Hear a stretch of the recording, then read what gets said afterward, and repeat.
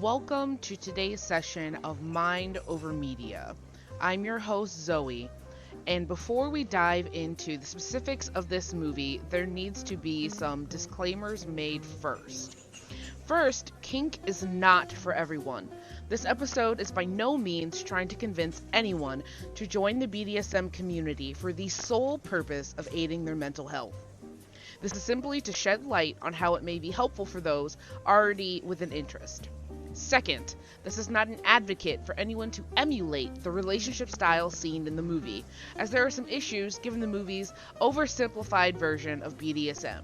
But, to be fair, this movie was made 20 years ago. The episode simply means to shed light on how BDSM can be a powerful resource in improving mental health. The movie does show some great areas of this, and I will be solely focusing on those areas. Third, not everyone in the BDSM community has a mental illness or a history of trauma. In fact, in research, it was found that those in the community were no more troubled than the average population. So I don't want you to think only people with mental issues engage in this practice. Lastly, I want to provide a content warning, as there will be multiple mentions of self-harm in today's episode.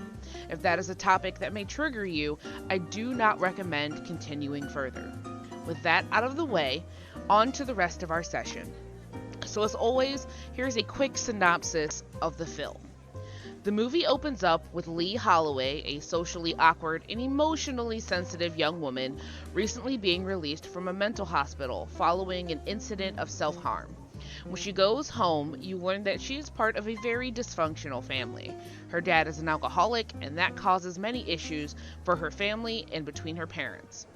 She tries to acclimate to normal life by trying to obtain to get a job. She does this by going and learning typing skills. She then uses those skills to earn a job as the secretary for the attorney E. Edward Gray. It is during this job that their professional relationship starts to turn into much more rather quickly. So I'm not going to go into all of the details on how their relationship blooms and flourishes. If you would like to know any of that, watch the movie. But like I said, I solely want to focus on these components of how their BDSM relationship helped Lee's mental health. So, now that we have an idea of the setup, let's get into the nitty-gritty. Remember, this movie is used as a mental health resource, and we're not focusing on the sexual elements of this movie. A core part of Miss Holloway and Mr. Gray's relationship is the BDSM concept of total power exchange. This happens when one person gives up complete control to another person. In the movie, Mr. Gray not only tells Lee what to do at work, but what to eat, how to act, what to wear, etc. This can be beneficial from both sides of the spectrum. Lee often feels her life is out of control as she doesn't know who she is. Having Mr. Gray give her structure eases her anxious mind and simply allows her to focus on what she's being told. She doesn't have to worry because she isn't the one making the decisions. Also, Mr. Gray's life as an attorney can be quite chaotic at times. However, finding control in this area of his life can be quite cathartic. An important thing to notice is that Mr. Gray tells Lee to do things that aren't solely for his benefit, but for hers as well. He helps her to be able to answer the phone better to help improve her confidence. He encourages her to speak louder and more direct. He has her walk home instead of her mom driving her so that she can regain her independence, being that she's an adult even though her parents treat her like a child. He supports her in her being her best self. And this leads me to another key element of their relationship. This element gets most, if not the primary focus in this film. Mr. Gray and Lee engage in a sadomasochistic relationship. Mr. Gray likes giving pain and Lee likes receiving it. This is in large part to Lee's history of self-harm. Now, to reiterate a point I made earlier, not everyone who is a masochist has a history of self-harm or other violence in their life. This just so happens to be the case in this film. In the movie, we learn that Lee has been cutting herself since 7th grade. Given that she is a young woman now, it means she's been doing this for quite a long time. Lee's family is highly dysfunctional, due in large part to her father's alcoholism. He can't hold down a job, he can't take care of his family, and that causes Lee's parents to argue a lot. We see an instance where her parents are arguing in the kitchen and Lee goes upstairs and harms herself to relieve the built up tension. Growing up in a home like this, life can feel unpredictable and chaotic. Lee uses self-harm as a way to ease the overwhelming feelings that she gets from it all. We see in the movie that Lee turns to cutting in any stressful situation, but more often than not, it relates to her family. So, given that her home life is very chaotic, engaging in a relationship that is so controlled, and you just have to follow what you're being told, is relieving for her. She no longer has that unpredictability in her life. There is a point in the movie where Lee is about to cut herself at work and Mr. Gray walks in on her. She stops and tries to pretend it didn't happen, but they both clearly know that it did. He mentions it to her later and asks her why she cuts herself. The answer he gives is way more insightful than I expected it to be in a movie like this. He asks Lee if the reason she cuts herself is that sometimes the pain inside has to come to the surface, and when you see the evidence of the pain inside, you finally know you are really here. Then when you watch the wound heal, it's comforting. I related to that very well as someone who struggles with self-harm, or struggled with self-harm. That was in large part why I did it. I would hurt myself and then watch it heal, and in my head I was like, hey, I was in this bad spot, but I'm getting better now. And there was a way to see that physically. Now, traditionally, people self-harm for a few reasons. One, to block out emotional pain by forcing your body to focus on the physical pain. The person believes they deserve to be punished, or it is a release of high anxiety and stress. It is in this scene that Mr. Gray tells Lee she is never to cut herself again, and she doesn't. Later, she actually throws her cutting kit off a bridge. He gives her an order that is strictly for her benefit, not for himself. Her not cutting herself anymore is just for her benefit.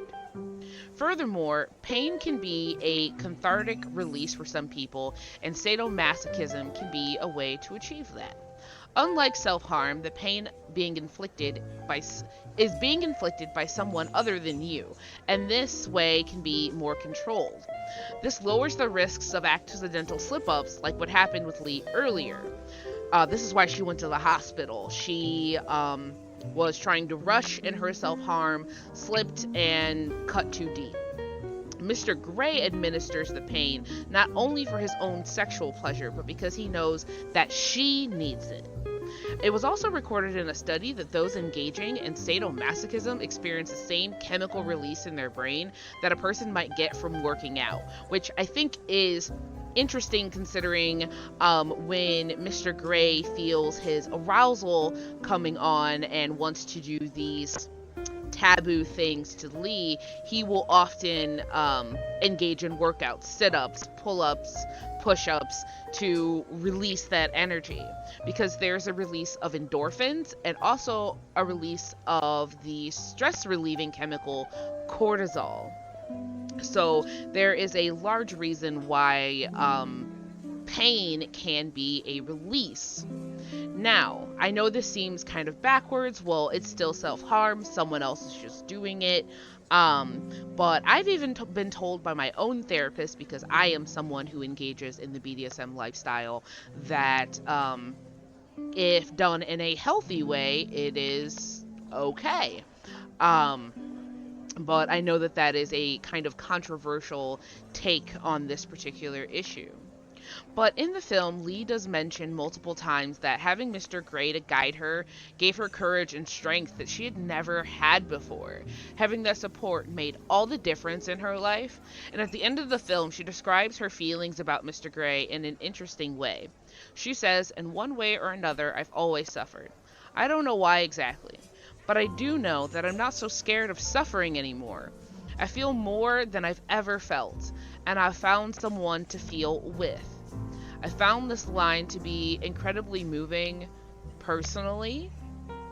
As someone who has a history of trauma, and that trauma being physical abuse, engaging in sadomasochism allows me to suffer in a way of my choosing. And it allows me to feel rather than numbing those emotions that I've always had. It allows a way for them to release and escape.